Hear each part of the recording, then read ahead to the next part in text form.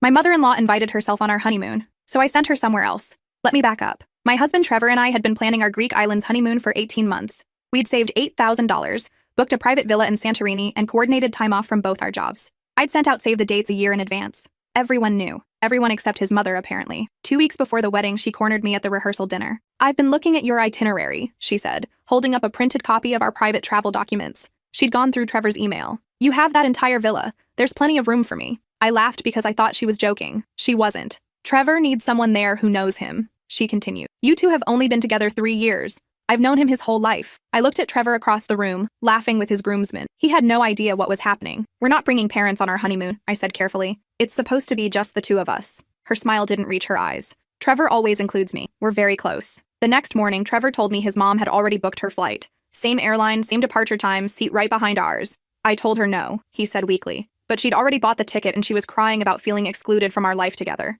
I'd noticed the pattern during our engagement. His mother at every dinner reservation, his mother calling during our date nights, his mother with a key to our apartment who'd let herself in to reorganize our kitchen while we were at work. "If she comes, I don't," I said. Trevor looked genuinely torn. "Maybe we could just let her have one day. She'll probably get bored and fly home early." I called the travel agent that afternoon. I changed our flights, our villa booking, switched from Santorini to a small private island off Croatia that required a 2-hour ferry from the nearest airport. I didn't tell Trevor. I updated our itinerary in his email to match. His mother's flight landed in Athens. Ours landed in Zagreb. By the time she realized we were already at our new villa, she called Trevor 37 times, left voice messages that progressed from confused to angry to hysterical. "How could you abandon me? I'm your mother." "You did this on purpose," Trevor said, staring at his phone. "I did," I agreed. "I married you, not her." He didn't speak to me for 2 days. Just sat on our private terrace, texting his mother constant updates about how uncomfortable and guilty I was making him feel. She sent him photos of herself crying at the Athens airport hotel, alone, abandoned, heartbroken. On day 3, I packed my bag. "I'm flying home," I told Trevor. "You can stay here and video chat with your mother, or you can have an actual honeymoon with your wife. Your choice." That's when he finally looked up from his phone. "You're being unreasonable. She went through your email, booked herself onto our honeymoon, and you're defending her." I headed for the door. "When you figure out who you actually married, let me know." I made it to the ferry dock before he caught up to me. His face was different, clearer somehow. "I blocked her number," he said quietly. "Just for this week. And I deleted her keycard access to our apartment before we left." We spent the next 5 days actually alone. No phone calls, no guilt trips, no third presence hovering over every moment. It was the first time in 3 years we'd been completely free of her. We flew home last Tuesday. His mother was waiting in our apartment. She'd had copies made of her key. She'd moved half her belongings into our guest room while we were gone. "If you won't include me in your life," she said calmly, "I'll just have to include myself." I couldn't fit what happens next in this short video. Watch the rest down below. I stared at the suitcases lined up against our guest room wall. 3 matching Louis Vuitton bags, a makeup case, a hanging garment bag with at least a dozen outfits visible through the clear panel. "How long have you been here?" Trevor asked quietly. "I arrived yesterday morning," his mother said, settling onto our couch like she owned it. "I hired someone to make copies of my old key. Cost $300, but clearly necessary since my own son tried to lock me out of his life." She'd also rearranged our living room. The photos Trevor and I had carefully arranged on the mantle were gone, replaced with family portraits that featured her prominently. Our wedding photo, the one where we're laughing, completely wrapped up in each other, was now facing backward on the bookshelf. "You can't just move in here," I said. "Why not? It's a 2-bedroom apartment. You have the space." She smiled that same cold smile from the rehearsal dinner. "Besides, Trevor needs someone to take care of him properly." "I take care of myself," Trevor said, but his voice lacked conviction. "Of course you do, sweetheart," she cooed, patting the cushion beside her. "Come sit. Tell me about the honeymoon, all of it. I want every detail I missed." I watched Trevor's face, watched the familiar guilt start creeping in. "No," I said. "Absolutely not. You're leaving. Now." His mother laughed. "Where would I go? I sold my condo. All my belongings are in storage. This is my home now." The words hung in the air like a grenade. "You sold your condo?" Trevor's voice cracked. "When? 3 weeks ago. The day after you blocked me from your apartment." I realized then that drastic measures were necessary. She folded her hands in her lap. "You were pulling away from me. She was corrupting you. A mother has to protect her son." I pulled out my phone and called the landlord. Left a voicemail explaining we had an unauthorized person in our apartment and needed the locks changed immediately. Called a locksmith next. First available appointment was tomorrow at 2 p.m. "Trevor, we're leaving," I said. "We'll stay at a hotel tonight." "I'm not going anywhere," his mother announced. "If you leave, I'll just be here when you get back. Then I'll have you arrested for trespassing." "With what evidence?" She pulled out a key. "I have a key. Your landlord has a record of me being on the approved visitor list. Trevor put me there when you first moved in." I looked at Trevor. He wouldn't meet my eyes. "That was a year ago," he mumbled. You didn't think she'd use it to move in?" I couldn't keep the edge out of my voice. "We ended up staying. What choice did we have? She was right about the visitor list. The police wouldn't do anything without us going through a formal eviction process, which could take weeks. That first night, she cooked dinner in our kitchen, used my pans, my cutting board, my knives. She'd also gone grocery shopping and filled our refrigerator with foods Trevor had liked as a child, foods he hadn't eaten in years. "Remember these dumplings, Trevor?" she said, plating them carefully. "Your favorite when you were 10. "I don't really eat pork anymore," Trevor said quietly. "Of course you do. Don't be silly." She set a plate in front of him with at least a dozen dumplings.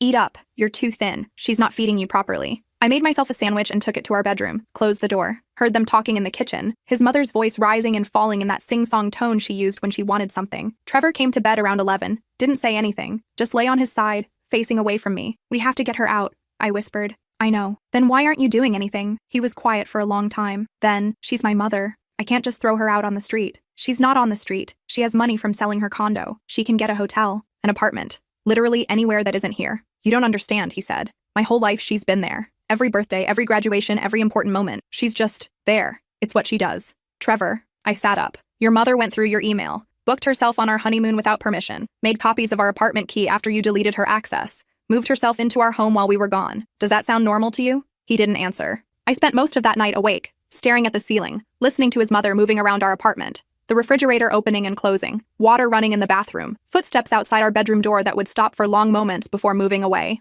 At 3 a.m., I heard our bedroom door handle turn, slowly, testing to see if it was locked. It wasn't. The door opened 6 inches.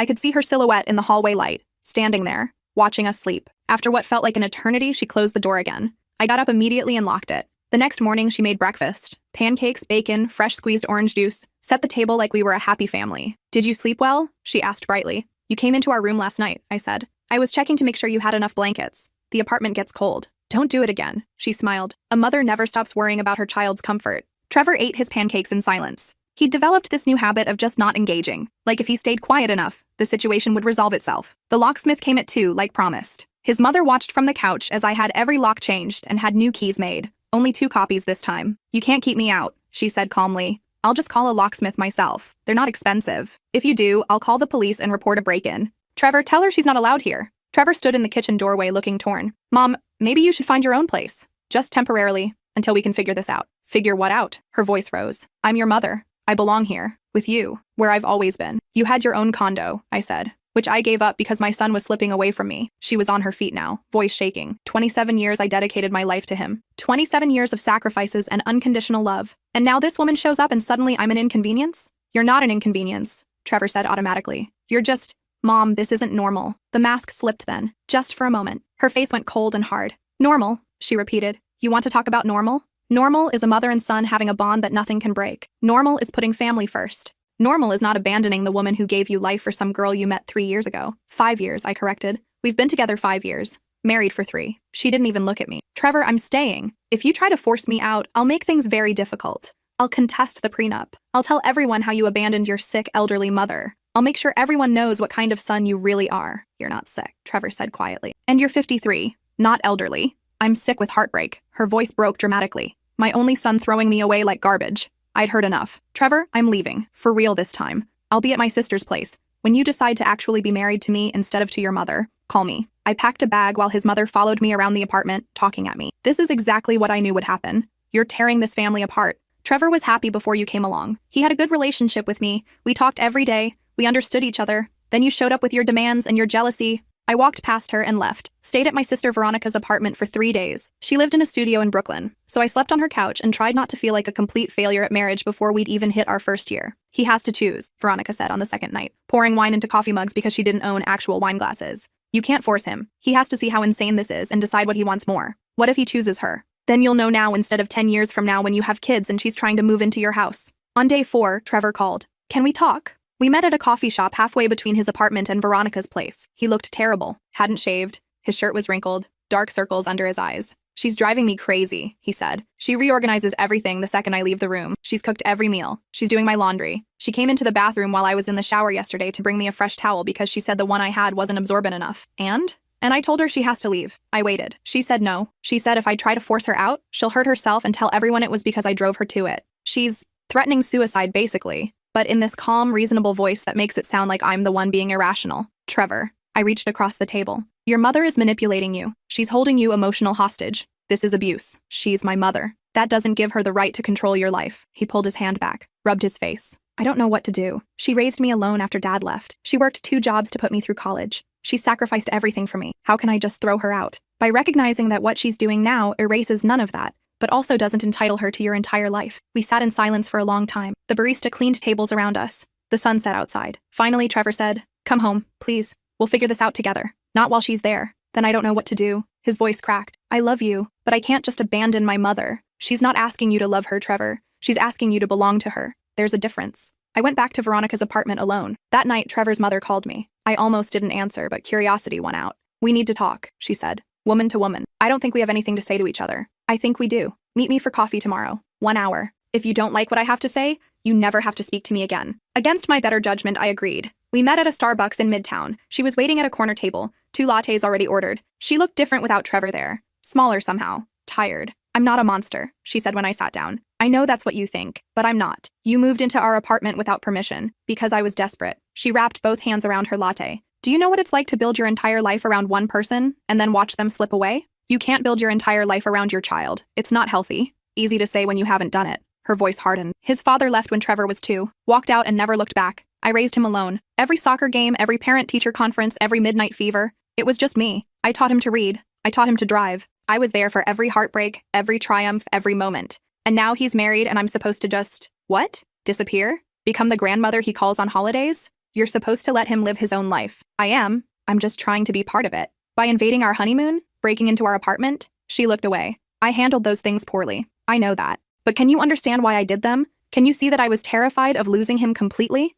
I'm not trying to take him from you. Aren't you?" She met my eyes. "You changed the honeymoon without telling him. You had the locks changed. You took him away from me and now you're keeping him away. How is that different from what you're accusing me of?" I opened my mouth to argue, then stopped. She wasn't entirely wrong. I had changed the honeymoon to exclude her. I had had the locks changed, but those were defensive measures, weren't they? Reactions to her boundary violations, not initiations of them. "The difference," I said carefully, "is that I'm his wife. That comes with certain expectations of privacy and priority. You're his mother. That's important too. But it's a different relationship with different boundaries. And where do those boundaries leave me? Visiting, calling, having dinner with us once a week. Being involved but not controlling." She laughed, but there was no humor in it. "Once a week, Sunday dinners where I sit and make small talk and pretend I don't know my son better than anyone. Where I watch you live the life I built for him. You didn't build a life for him. You built a life with him. There's a difference." "Not to me." We sat in silence. She hadn't touched her latte. Neither had I. "I'm not moving out," she said finally. "I've made my position clear. Either Trevor learns to balance both of us in his life, or he loses one of us.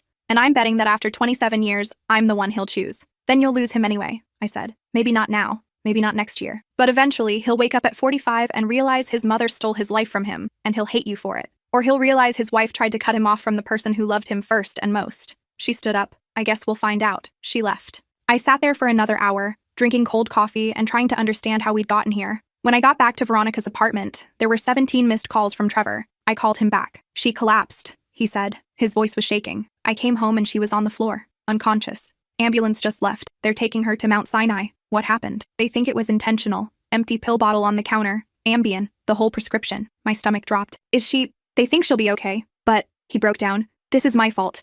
I pushed her too hard. I should have just let her stay. I should have. Trevor, stop. If she did this, it's not your fault." "Then whose fault is it?" His voice rose. "I told her this morning she had to leave by the end of the week, and now she's in the hospital." I closed my eyes. The manipulation was perfect. Threatening suicide, then attempting it right when Trevor put his foot down. Maximum guilt, maximum pressure to cave. But what if it was real? What if she'd actually wanted to die? "I'm coming to the hospital," I said. "No, don't. She specifically said she doesn't want to see you. She said," he stopped. "What did she say?" "That you drove her to this. That watching her son choose you over her was too painful to bear. And you believe that?" Silence. "Trevor, answer me. Do you believe I'm responsible for your mother trying to kill herself?" "I don't know what to believe anymore." He hung up. I sat on Veronica's couch, phone in my hand, feeling the careful foundation of my marriage cracking apart. "She didn't actually try to kill herself," Veronica said from the kitchen. She'd been listening to the whole conversation. "She took just enough to scare him, but not enough to actually die. This is textbook manipulation. You don't know that." "Yes, I do. Because I watched our aunt pull the same thing on our uncle for 20 years. Little suicide gestures whenever he tried to set boundaries.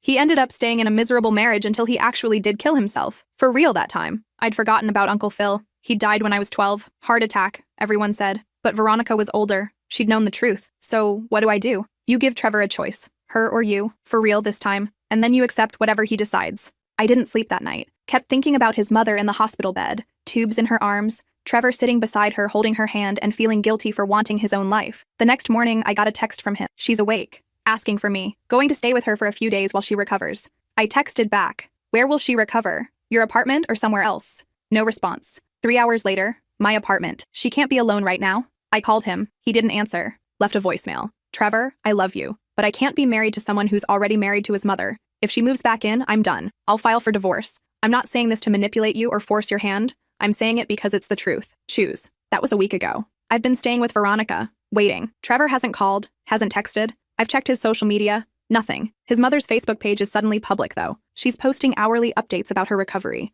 about how grateful she is to have such a devoted son by her side, about how family is everything. The comments are full of people praising Trevor for being there for his mother, condemning the wife who abandoned them both during this crisis. She's winning. I can see it happening in real time. This morning, Veronica suggested we go to the apartment while Trevor's at work. Get my things, move on. He's made his choice, she said. He just hasn't admitted it to you yet. Maybe she's right. Maybe I've already lost. But I'm not ready to give up yet. I have one more card to play. That afternoon, I called Trevor's father, the man who'd left when Trevor was 2, who Trevor claimed to barely remember. It took 3 hours of internet detective work to find him. He was living in Portland, remarried, with 2 teenage kids. Hello? Hi, this is calling about your son Trevor. I'm his wife. Long silence. Then, how did you get this number? Social media. Some careful searching. I need to talk to you about Trevor's mother. I have nothing to say about that woman. Please. Just 5 minutes. Another silence. Then he sighed. Fine. 5 minutes.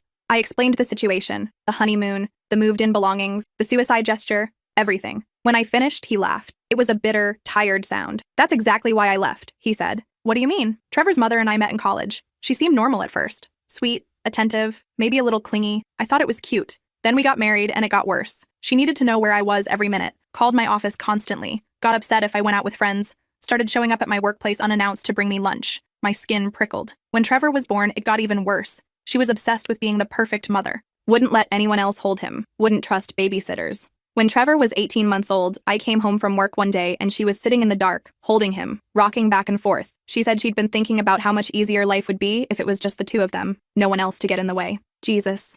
I started sleeping with one eye open after that, worried about what she might do. Then one night, I woke up, and she was standing over our bed with a knife, just standing there, watching me sleep. She said she was getting it from the kitchen to cut an apple. At 3 a.m., I felt sick. I left the next week, packed a bag while she was at the grocery store and never came back. Filed for divorce from a hotel room. She told everyone I abandoned my family. Made herself into the victim, the poor single mother raising a child alone. And I let her because I was too afraid to fight. Too afraid of what she might do if I tried to take Trevor from her. Did you ever try to contact Trevor as he grew up? Once, when he was 7, I sent birthday presents, called the house. She told him I was dead, said I'd died in a car accident. Trevor found out the truth when he was 16 and some relative let it slip at a family gathering. By then, the damage was done. He hated me for abandoning him. Didn't believe my version of events. Does Trevor know any of this? About the knife? About what she said? No, I never told him. Figured it would just make things worse. She's his mother. He loves her. Who would he believe, the father who left or the mother who stayed? Maybe if you told him now. No, his voice was firm. I've built a new life. I have a wife who's actually stable. Kids who don't look at me like I'm a monster.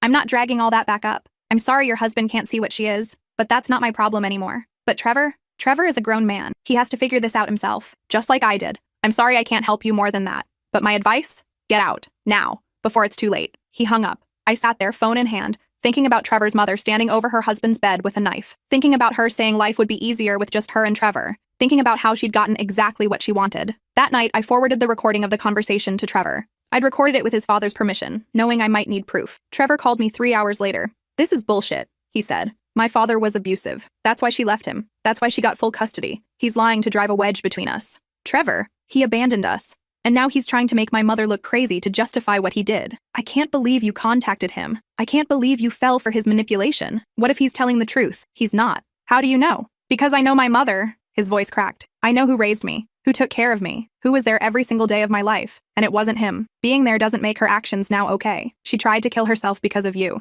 Because you made me choose. Because you couldn't just accept that she needs to be part of our lives. Trevor, she took 6 Ambien. The ER doctor said that was enough to make her sleep for a while. Not enough to actually kill her. She knew exactly what she was doing. You're calling my mother a liar now? I'm saying she's manipulating you and it's working. Get your stuff out of the apartment, he said. I'll have it packed and ready for you. I'll text you when to come by. Come alone. He hung up. I packed my things at Veronica's place. It didn't take long. I'd only brought 1 suitcase when I'd left. 2 days later, Trevor texted, Saturday at 2 p.m. I'll be here. Mom will be out. I borrowed Veronica's car and drove to my own apartment like I was visiting a stranger's house. Trevor opened the door. He looked terrible. Must have lost 10 pounds. His eyes were hollow. Inside, all my belongings were in boxes by the door, meticulously packed, carefully labeled. He'd spent hours on this. "I'm sorry," he said. "I really am. I thought we could make this work, but she's my mother. I can't just cut her out of my life because my wife demands it. I never asked you to cut her out. I asked you to set boundaries. You asked me to choose, and I did." I looked past him into the apartment. All the photos were different now. Him and his mother at various ages.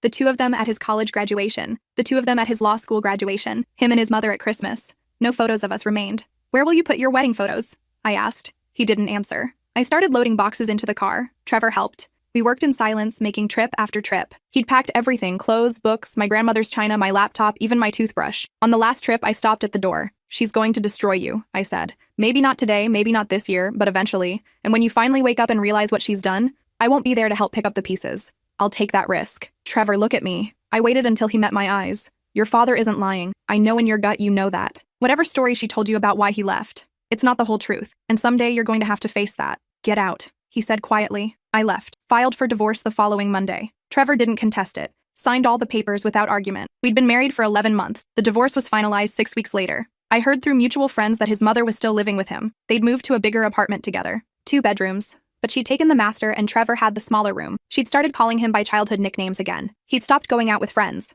Stopped dating. Just worked and came home to his mother. I tried to move on. Started therapy. Went on some dates that went nowhere. Focused on my career. Made partner at my law firm. Bought my own apartment in Queens. Veronica thought I should be angrier. "He chose his mother over you. You have every right to be furious." But I wasn't angry. I was sad. Sad for Trevor. Trapped in a life he didn't even realize was a cage. Sad for the man I'd married who'd disappeared under the weight of his mother's needs. Sad for the future we'd planned that would never happen. 2 years went by. Then, on a Tuesday afternoon, I got a call from a number I didn't recognize. "Hello? It's me." Trevor's voice. He sounded different, older, tired in a way that went beyond lack of sleep. "How did you get my number?" "Veronica." I called her office, told her it was an emergency. "Is it?" "Maybe, I don't know. Can we meet? Please? Just coffee." I shouldn't have agreed. I'd moved on, built a new life. But some part of me needed to know how the story ended. We met at the same coffee shop where we'd had our last conversation as a married couple. He looked terrible. Must have gained 30 pounds, all of it in the wrong places. His hair was graying at the temples even though he was only 32. His eyes had that hollow look people get when they haven't truly relaxed in years.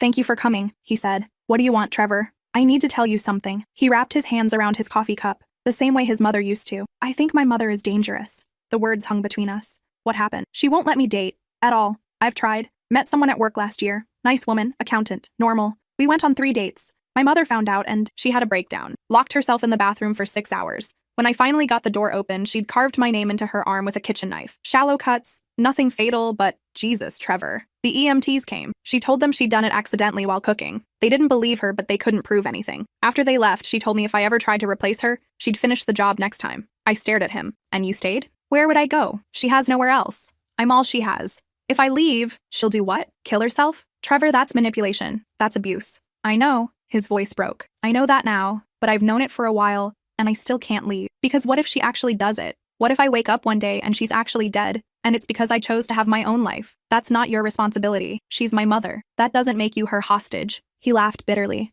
"That's exactly what I am." We sat in silence. I didn't know what to say. Part of me wanted to scream, "I told you so." Part of me wanted to cry for him. "Your father was telling the truth," he said quietly. "About the knife. I found her journal. She kept journals from when I was a baby, detailed every day, every thought. She wrote about standing over my father's bed, about how close she came to killing him so it would be just the two of us. She wrote about how perfect everything became after he left. Did you confront her?" "Yes." She said she'd been having intrusive thoughts at the time, postpartum depression, that she'd never have actually done anything. But then she smiled and said, "Besides, it all worked out for the best, didn't it? Now we're together, just like it should be. Trevor, you need to leave. Today. Pack a bag and go." "I can't." "Yes, you can. You don't understand. She stopped taking her medication, her antidepressants, her anxiety meds, all of it. She says she doesn't need them anymore because she has me. But without them, she's getting worse, more erratic. She follows me to work sometimes. Sits in the lobby just watching. My boss noticed. He thinks I'm being stalked." "You are being stalked. By my own mother." I reached across the table, took his hand. It was clammy, shaking. "What do you need from me?" I asked. "Help.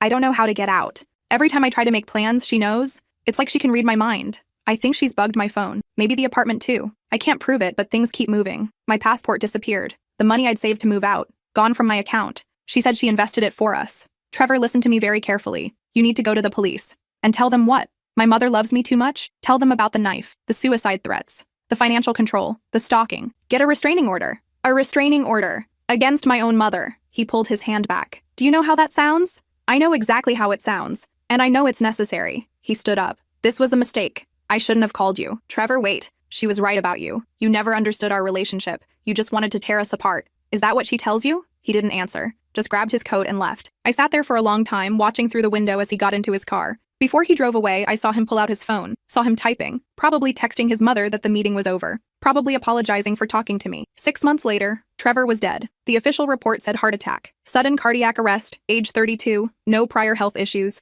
tragic, unexpected. His mother called to tell me. She was calm, almost peaceful. I thought you'd want to know, she said. As his ex-wife. What happened? He collapsed at home. I called 911 immediately, but by the time they arrived, she trailed off. The doctor said sometimes these things just happen. Young, healthy people, no warning. Where were you when it happened? Making dinner. In the kitchen. I heard him fall and ran to help, but another pause. He was already gone by the time I reached him. Something in her voice made my skin crawl. Too calm. Too measured. Like she was reciting lines she'd rehearsed. Were you alone? Any witnesses? Just me. Why would there need to be witnesses? No reason. The funeral is Saturday. You're welcome to come, though I'm not sure you deserve to mourn him. You did abandon him when he needed you most. I hung up without responding. The funeral was at a small chapel in Queens. Maybe 40 people attended. His mother sat in the front row, dressed in black, dabbing at her eyes with a handkerchief. She'd positioned herself directly under the portrait of Trevor, the photo from his college graduation where he looked happy and young and alive. I sat in the back, watched as person after person came up to her, offering condolences, watched as she accepted them with grace, playing the grieving mother perfectly. During the eulogy, she spoke about their bond, about how close they'd been, about how Trevor had always put family first, about what a devoted son he'd been right up until the end. He died at home, she said, voice breaking, in the place where he felt safest, with the person who loved him most. I take comfort in that. After the service, I approached her. I need to talk to you, I said quietly. Not here, not today. She turned away. It's about Trevor's death. She froze, turned back slowly. What about it? I want to see the autopsy report. Why? Because I don't believe it was natural causes. Her face remained perfectly calm. Are you accusing me of something? I'm saying Trevor called me 6 months ago, told me you'd stop taking your medication, that you were becoming erratic, that you'd threatened suicide if he tried to leave, and now he's conveniently dead and you're the only witness. You have a terrible imagination, she said coldly. My son died of natural causes. The medical examiner confirmed it. If you spread rumors suggesting otherwise, I'll sue you for defamation. Then you won't mind if I request the full police report and autopsy findings. Do what you want. You'll find nothing because there's nothing to find. She leaned in close. Trevor was mine. He was always mine. You tried to take him from me once and failed. Death simply made permanent what should have been obvious from the start. He belonged to me, not you. She walked away. I filed a request for the full investigation records the next day. Got them 3 weeks later. The autopsy showed what the initial report said, heart attack. But there were some unusual findings. Elevated levels of potassium in his blood. Not enough to be immediately suspicious, but enough to note. I sent the report to a forensic pathologist I knew from work, asked her to review it. She called me 2 days later. Where did you get this report? Why? Because someone either missed something or deliberately looked the other way. These potassium levels, they're consistent with injection, not natural cardiac arrest. If you wanted to induce a heart attack and make it look natural, potassium chloride would be one way to do it. Hard to detect, looks like natural causes if you're not specifically testing for it. Could you testify to that? Testify? You're talking about murder. I'm talking about the truth. She was quiet for a long time. I'd need more evidence than just elevated potassium. Do you have anything else? I didn't. Just suspicions and gut feelings, and the memory of Trevor's terrified voice saying she won't let me leave. The police wouldn't reopen the case based on one doctor's opinion about blood chemistry that could have natural explanations. His mother inherited everything. The apartment, his savings, his life insurance policy,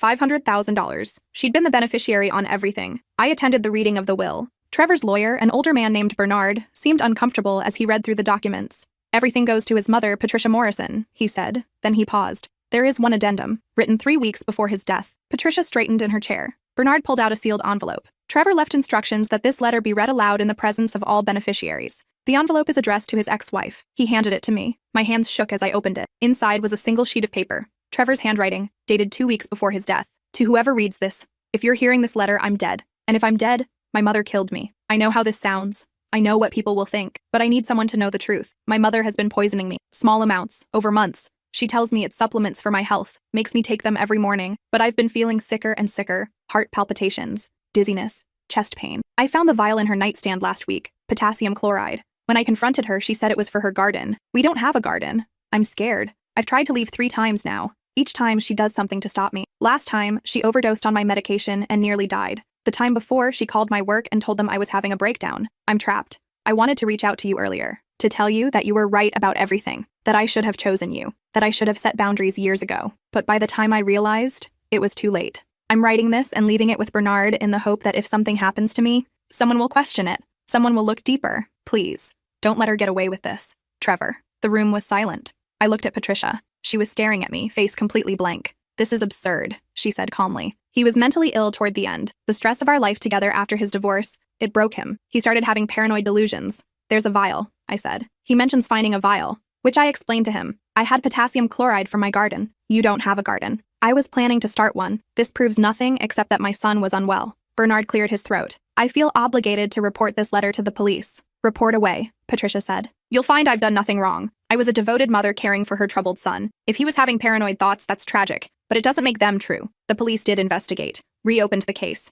searched Patricia's apartment, found nothing. The vial was gone. The trash had been emptied. Any evidence had disappeared. Without proof, they couldn't charge her. The case went cold after 6 weeks. Patricia sold the apartment and moved to Florida, posted photos on Facebook of her new condo, her new life. She'd made friends at her retirement community, took up painting, looked happy. I couldn't let it go. Spent months researching Patricia's history, found her first husband, not Trevor's father, but another man she'd been married to for 6 months in her early 20s. He'd died of a sudden illness, never married, no autopsy on file. Found her parents, both dead. Her father had died of a heart attack when Patricia was 17. Her mother had died in her sleep when Patricia was 19. Both deaths ruled natural. Found her college roommate, tracked her down through old yearbooks and social media. Patricia, the woman, Helen, sounded surprised to hear from me. I haven't thought about her in 40 years. Why are you asking? I'm investigating some things about her past. Helen was quiet for a long time. Then, is she dead? No. Why? Because I've been waiting for that phone call since 1983. What happened in 1983? Our other roommate, Lisa, died.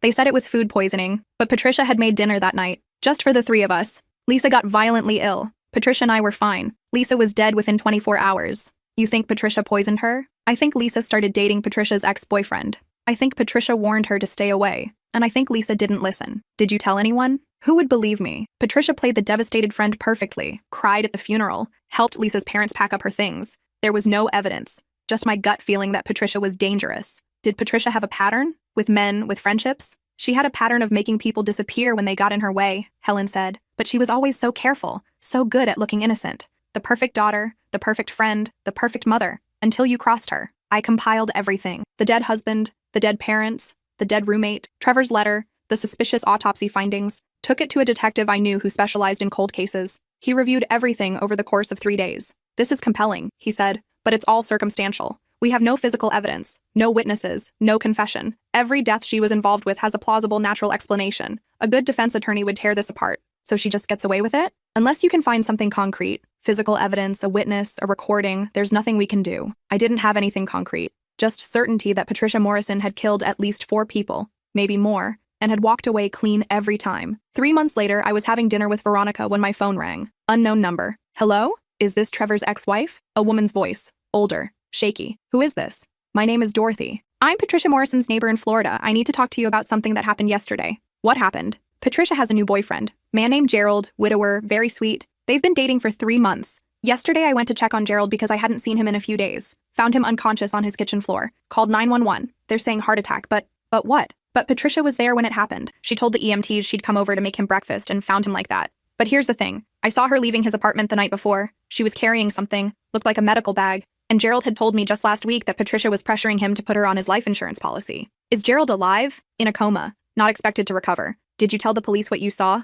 They said there's no evidence of foul play. That Patricia was being a concerned girlfriend. But I've been thinking about what you might know. I found your name in some old news articles about Trevor. I thought maybe you'd want to know that Patricia might be doing it again. What hospital is Gerald at? Dorothy gave me the name. I caught a flight to Florida that night. Gerald died 2 days after I arrived. Never woke up. Patricia was at his bedside when he passed, playing the grieving girlfriend. But before he died, I'd gotten his daughter's permission to request a full toxicology screen, paid for it myself. The hospital wouldn't have done one otherwise. The results came back a week later. Elevated potassium levels, same as Trevor's. I took everything to the Florida police. Trevor's letter, the toxicology reports, Helen's testimony about Lisa, the strange pattern of deaths surrounding Patricia. This time they listened. Patricia Morrison was arrested on suspicion of murder. 2 counts, Trevor and Gerald. They're also investigating the deaths of her parents, her first husband, and her college roommate. The trial started last month. I testified about Trevor's letter, about his phone call 6 months before his death, about Patricia's patterns of control and manipulation. The prosecution brought in forensic experts who explained how potassium chloride injections can mimic natural heart attacks,